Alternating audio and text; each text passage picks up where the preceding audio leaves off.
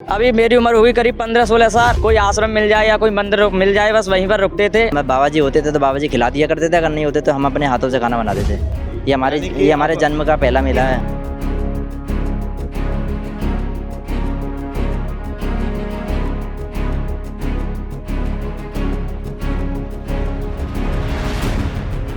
ये झगड़े केवल इसलिए हैं कि हम बटे हुए हैं। राम जन्मभूमि का दर्शन करने के बाद यहाँ आए हैं, तो बड़ी हिम्मत की बात है। मुझे लगता है ये अब तक 900 किलोमीटर चल चुके होंगे। संगम नगरी प्रयागराज में महाकुंभ का शंखनाद हो चुका है। तमाम साधु संत जो है संगम में पहुंच रहे हैं, इस महाकुंभ में हिस्सा ले रहे हैं। तो जिस तरीके से आज 3 लड़के यहाँ पे साइकिल चलाकर, हाथरस से साइकिल चलाकर प्रयागराज महाकुंभ में पहुँचे हैं, तो वो 3 बच्चे जो है आकर्षण का केंद्र बने हुए हैं। हर लोगों की निगाहें इन्हीं बच्चों पर टिकी हुई है। आखिर इन बच्चों ने इतना परिश्रम किस तरीके से किया, और परिश्रम करते हुए दिन रात यानी कि ज़िंदगी और मौत से जूझते हुए आज ये बच्चे महाकुंभ में पहुंच चुके हैं। तो मेरे साथ वो 3 बच्चे हैं। सबसे पहले इनकी तस्वीरें आप दिखा दीजिए कि लगातार किस तरीके से ये 3 साइकिल जो है लगातार उसके सामने एक बैनर लगाते हुए यानी कि पोस्टर के माध्यम से उन्होंने एक हाथरस से प्रयागराज महाकुंभ मेला साइकिल यात्रा के को लेकर जो एक बैनर लगाया है, पोस्टर लगाया है, ये भी काफ़ी चर्चा का सबब बना हुआ है कि तमाम जो ये बच्चे हैं आखिर इतनी बड़ी बात इनके जहन में कैसे आई। और मैं इन्हीं बच्चों से बात करूंगा। क्या नाम को भैया? मेरा नाम विकास कोहली है। मैं गांव सूजिया से जिला हाथरस से यात्रा कर रहा हूं साइकिल से। इससे पहले मैं केदारनाथ और बद्रीनाथ की यात्रा करके आया हूं, और अब मैं राम मंदिर होते हुए और प्रयागराज महाकुंभ आ चुका हूं। विकास, एक बात बताओ कि किस तरीके से आप लोग लगातार कितने दिन यहाँ पर साइकिल चलाते हुए, क्योंकि एक जो दूरी है वहाँ का लगभग 500 से 600 किलोमीटर की दूरी हो जाती है, एक लंबी दूरी हो जाती है, तो आप लोग कैसे इतना ज़्यादा स्ट्रगल करते हुए कहीं बीच में रुके थे, या आप लोग लगातार जो है साइकिल चलाते हुए प्रयागराज पहुँचे हैं? हम सुबह करीब 10:30 से निकलते थे और शाम को 5:30 पर रुकते थे। कोई आश्रम मिल जाए या कोई मंदिर मिल जाए, बस वहीं पर रुकते थे, अन्यथा कहीं पर नहीं रुकते थे। और अपना खाना पीना अपने साथ ही बनाते हैं। अच्छा, आप लोगों का मुख्य उद्देश्य क्या था इस साइकिल के माध्यम से जो आप लोग ये महाकुंभ मेला साइकिल यात्रा निकाले हैं? इसका उद्देश्य क्या है, लोगों को क्या बताना चाहते हैं, और सनातन धर्म में आस्था आप रखते हैं तो सनातन धर्म को कैसे आगे ले जाएंगे? हम ये यात्रा रखते हैं कि अपने सनातन धर्म को आगे ले जाएं, ज़्यादा से ज़्यादा अपने सनातन धर्म को आगे बढ़ाएं। अच्छा, इसमें सिर्फ और सिर्फ आपका सहयोग है कि आपके कोई गुरु भी हैं जो आपको इतना दिशा निर्देशित करते हुए आपको इस मुकाम पर पहुंचाने का काम किए? एक हमारे गुरु जी हैं। क्या नाम हुआ उनका? रमण मुनि जी महाराज। अच्छा, तो आप लोगों को शिक्षा दीक्षा वही देते हैं क्या? जी बिल्कुल। आपने पढ़ाई किया? हाँ, पढ़ाई किया है हमने। अच्छा, कितने तक किया? हम 10th पास से। अभी छोड़ दिया पढ़ाई? अब पढ़ाई 10th से ITI कर रहे हैं। अच्छा, अभी चालू है पढ़ाई? जी, नहीं किए? नहीं किए। क्या प्लानिंग है आगे की? आगे ITI करने के बाद पता चलेगा क्या करना है क्या नहीं। अभी फ़िलहाल में तो अपनी यात्रा को, अपने सनातन धर्म को आगे ले जाते हुए यही है कि अपने सनातन धर्म को आगे ले जाएंगे और बहुत नाम करेंगे। कैसे ले जाओगे सनातन धर्म को आगे, कैसे ले जाओगे? ये बात आपके माइंड में आई है, आपके जहन में आई है, तो सनातन धर्म को आगे ले जाएंगे तो कैसे ले जाएंगे? ऐसे ले जाएंगे कि जैसे हम यात्रा कर रहे हैं, हमारे भाई हमसे जुड़ें और हमको देखें। हमारी इतनी उम्र भी नहीं है, हम इतनी कम उम्र में अपने सनातन धर्म को आगे ले जाते हुए इतनी मेहनत कर रहे हैं, तो भाई हमारी उम्र को देखते हुए आप भी हमसे जुड़ें और अपने सनातन धर्म को ज़्यादा से ज़्यादा आगे ले जाएँ। अच्छा, कितने साल उम्र होगी आपकी अभी? अभी मेरी उम्र होगी करीब 15-16 साल। बिल्कुल 16 साल का बच्चा विकास लगातार जिस तरीके से संघर्ष करते हुए साइकिल के माध्यम से हाथरस से प्रयागराज महाकुंभ पहुंचा है, तो कहीं ना कहीं उसका दूसरा सहयोगी भी है। भैया, क्या नाम हुआ आपका? मेरा नाम राज है। राज, आप इतना मेहनत करते हुए आज कई दिनों तक लगातार साइकिल चलाते हुए बीच में रुकते हुए आप प्रयागराज महाकुंभ पहुंचे हैं, क्या संदेश देंगे लोगों को? मैं कहना चाहूँगा कि आप भी मतलब महाकुंभ के मेले में आएँ और यहाँ का एक्सप्लोर करें, यहाँ पर स्थिति कैसी है कैसी नहीं है, और यही कहना चाहूँगा मतलब आएँ और हमारे गुरुओं के आशीर्वाद लें, और क्या। अच्छा, ये जो पोस्टर आपने लगाया है इसका क्या मकसद है, उसका उद्देश्य क्या है? इसका उद्देश्य ये है कि हमें कोई बीच में रोके ना, मतलब कहाँ कैसे जा रहे हो कोई, और इससे हमें सेफ्टी भी मिलती है कि रास्ते में कोई सनातनी धर्म है, उससे कोई हमें कोई दिक्कत नहीं है, और हमको कोई रोकेगा नहीं और कोई तंग भी नहीं करेगा इससे। अच्छा, यानी कि आप सनातन धर्म में आस्था रखते हैं, सनातन धर्म से जुड़ चुके हैं और भी लोगों को इस पोस्टर के माध्यम से आप अपील करेंगे और प्रचार करेंगे और भी सनातनीय भाइयों को, जितने भी सनातनी भाई हैं उनके साथ साथ जो और सनातन धर्म से जुड़ना चाहते हैं उनको भी जोड़ने का आप काम करेंगे। बिल्कुल, बहुत बहुत धन्यवाद। क्या नाम हुआ भैया आपका? मेरा नाम बीरू है। बीरू, आप कितने दिन में हाथरस से प्रयागराज पहुँचे हैं? हमें आज 9 दिन में पहुँचे। लगातार आप लोग साइकिल चलाते रहे हैं? नहीं, हमने लगातार में दिन में साइकिल चलाते थे और रात में कहीं मंदिर या कहीं पे रुक जाते थे रात में। भोजन कैसे आप लोग करते थे? आपके साइकिल में पीछे गैस सिलेंडर भी रखा हुआ है, तो क्या आप लोग खाना भी बनाते थे क्या? हाँ, भोजन हम दोपहर में भी बनाते थे और शाम को अगर मंदिर पे मतलब कोई बाबा जी होते थे तो बाबा जी खिला दिया करते थे, अगर नहीं होते तो हम अपने हाथों से खाना बनाते थे। अच्छा, तो क्या संदेश है इसको लेकर? महाकुंभ में आप आए हैं, इस बार जिस तरीके का 144 साल के बाद ऐसा महाकुंभ हो रहा है, दिव्य भव्य डिजिटल ऐतिहासिक और आध्यात्मिक महाकुंभ है, तो क्या संदेश देंगे लोगों को? यहाँ से जाएंगे तो क्या बताएंगे अपने घर परिवार वालों को और अपने सगे संबंधी लोगों को, और सनातन धर्म में जो जोड़ने की आपकी ये जो प्रक्रिया है वो इसको आगे कैसे बढ़ाएंगे?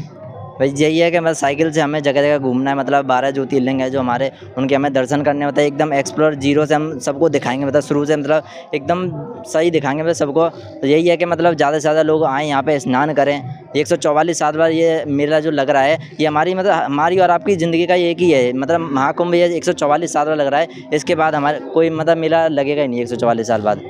ये हमारे जन्म का पहला मेला है। जन्म में हम यही महाकुंभ है जो देख सकते हैं, इसके बाद महाकुंभ, ऐसा महाकुंभ हम कभी नहीं देख पाएंगे। हाँ, ऐसा महाकुंभ कहना चाहते हैं। कभी नहीं देख पाएंगे ऐसा महाकुंभ। बिल्कुल, देखिए जिस तरीके से जेएमडी न्यूज़ के पास ये सबसे बड़ी और एक्सक्लूसिव खबर है, जिस तरीके से जेएमडी न्यूज़ ने अभी प्रमुखता से इस खबर को दिखाएगा, इसके बाद देखिए किस तरीके से जो तमाम सनातन धर्म से जुड़े लोग हैं, जो सनातन धर्म को मानने वाले लोग हैं, जो सनातन धर्म के अनुयायी हैं, वो कैसे इसका प्रचार प्रसार करते हैं। आखिर ये 3 बच्चे लगातार कठिन मेहनत करते हुए, संघर्ष करते हुए इस महाकुंभ में पहुंचे हैं। और ज़्यादा मैं बातचीत करूंगा जो इनके जो ये 3 शिष्य हैं, इनके गुरु से।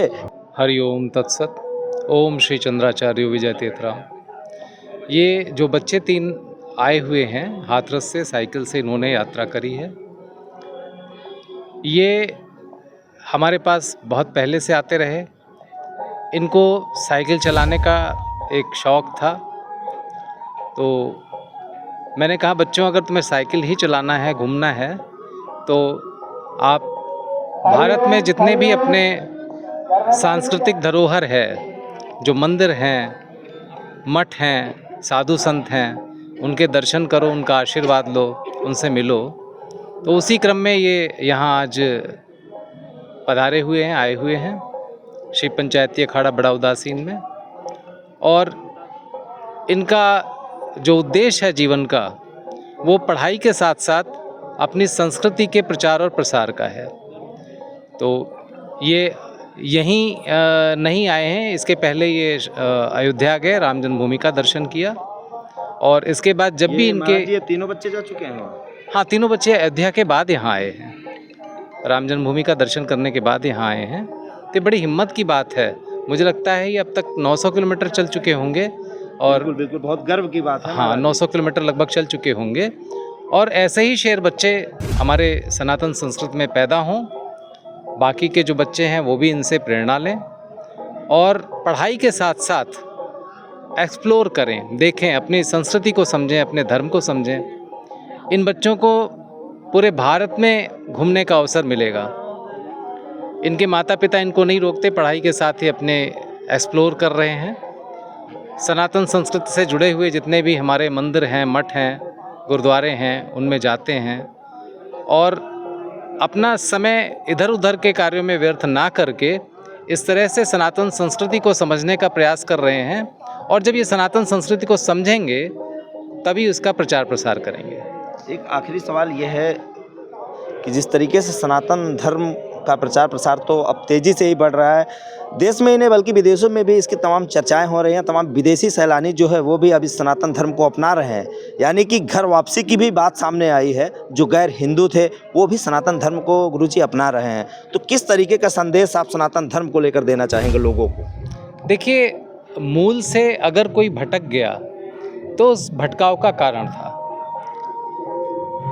हम जानते हैं कि जिस तरह से हमारी संस्कृति को ठेस पहुंचाने का कार्य किया गया, मारकाट मचाई गई, नरसंहार किया गया, आज वो संस्कृति आज भी जीवित है। हम देखते हैं, आप ISIS को देखा आपने, जिस तरह से सीरिया में, ईरान, इराक, जितना भी आप देखिए, ये जो झगड़े हैं वो क्यों हैं? ये झगड़े केवल इसलिए हैं कि हम बटे हुए हैं, हम अपने मूल को नहीं समझते हैं। अगर हम मूल की तरफ वापस जाएंगे तो ये पाएंगे कि हम सब का जो परमात्मा है वो एक है, ईश्वर एक है। संप्रदाय अलग अलग हो गए, पूजा पद्धतियाँ अलग अलग हो गईं। आज जितना पैसा युद्ध में खर्च हो रहा है, अगर उस पैसे का सदुपयोग किया जाए तो इस देश में ही नहीं, पूरी दुनिया में कोई भूखा नहीं रहेगा। जबकि हो इसके उल्टा रहा है। जिस तरह से रूस का युद्ध चल रहा है, जिस तरह से इज़राइल का युद्ध चल रहा है, इस युद्ध से मिलना क्या है? जितना धन का को हम अपव्यय कर रहे हैं, व्यर्थ कर रहे हैं, यदि ये धन सबको बांट दिया जाए, युद्ध से हम बुद्ध की ओर चलें, बुद्ध की शिक्षाओं की ओर चलें, तो संसार में कोई दुखी नहीं रहेगा, सभी लोग सुख पूर्वक रहेंगे।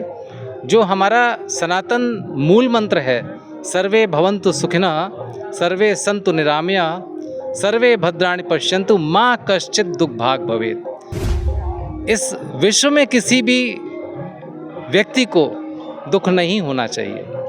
दुखों का कारण क्या है वो समझना चाहिए। हमारी जो परंपरा है उदासीन परंपरा है।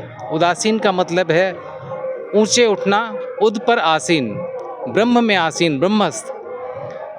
छोटी सी बात समझ लें, अगर हम 10 माले की बिल्डिंग में खड़े हुए हैं और नीचे देखते हैं तो लोग चल रहे हैं, पैदल चल रहे हैं, गाड़ियां चल रही हैं, बहुत लोग आ जा रहे हैं, लेकिन हम उनमें लिप्त नहीं हैं, हम केवल दर्शक हैं। ऐसे ही जीवन में हमारा दर्शक की भूमिका रहे, हम अपने आप दुखों से दूर हो जाएंगे। तो सनातन संस्कृति को अपनाएं, हम उदासीन हों। आपको हम बता दें, जो नॉन अलाइन मूवमेंट चला था, जिस समय अमेरिका और रूस एक दूसरे के विरोधी थे, शीत युद्ध चल रहा था, तो भारत को लुभाने की दोनों पक्षों ने कोशिश करी, अमेरिका ने भी और रूस ने भी। तो भारत को उदासीन संस्कृति से ये मूल मंत्र मिला कि नॉन अलाइन रहना, हम इधर की तरफ झुकेंगे ना उधर की तरफ झुकेंगे। हमारा अपना एक अस्तित्व है, हम अपने उस अस्तित्व के साथ अपना सीना चौड़ा करके खड़े रहेंगे। आज हमारे प्रिय मुख्यमंत्री माननीय योगी आदित्यनाथ जी के नेतृत्व में एक जागरूकता फैल रही है, और उसी जागरूकता का असर है कि ये बच्चे हाथरस से चलकर यहाँ कुंभ का मेला देखने आए। घरों में बैठे हुए हैं, 144 वर्ष बाद ऐसा अवसर मिलता है, इसलिए अपने जीवन का ये बहुत बड़ा अवसर है, इसको जाने ना दें, इससे चूके नहीं। हमारी आप सभी को हार्दिक शुभकामनाएं। बिल्कुल साफ तौर पे ये कहा जा सकता है कि ये जो 3 बच्चे हैं, इनका मकसद सिर्फ और सिर्फ है सनातन धर्म को बढ़ाने का, उनका प्रचार प्रसार करने का। जो सनातन धर्म के धर्म से जो वंचित रह गए हैं, उनको सही रास्ता और सही मार्ग पर ले जाने का इन बच्चों का साफ तौर पे मकसद है। और ठीक उसी प्रकार गुरुजी ने जिस तरीके से बताया है कि जो तमाम सनातन धर्म के जो चीज़ें हैं, जो अभी भी सनातन धर्म से परे हैं, वो भी सनातन धर्म में आस्था रखें, सनातन धर्म को बढ़ाएं। जो ये भेदभाव की जो बातें सामने आती है, उसको भूल करके भाईचारा का एक रुख अपनाएं, ताकि इस सनातन धर्म को लगातार बढ़ाया जा सके। वीडियो जर्नलिस्ट राजेश शुक्ला के साथ मनीष यादव, JMD न्यूज़, प्रयागराज।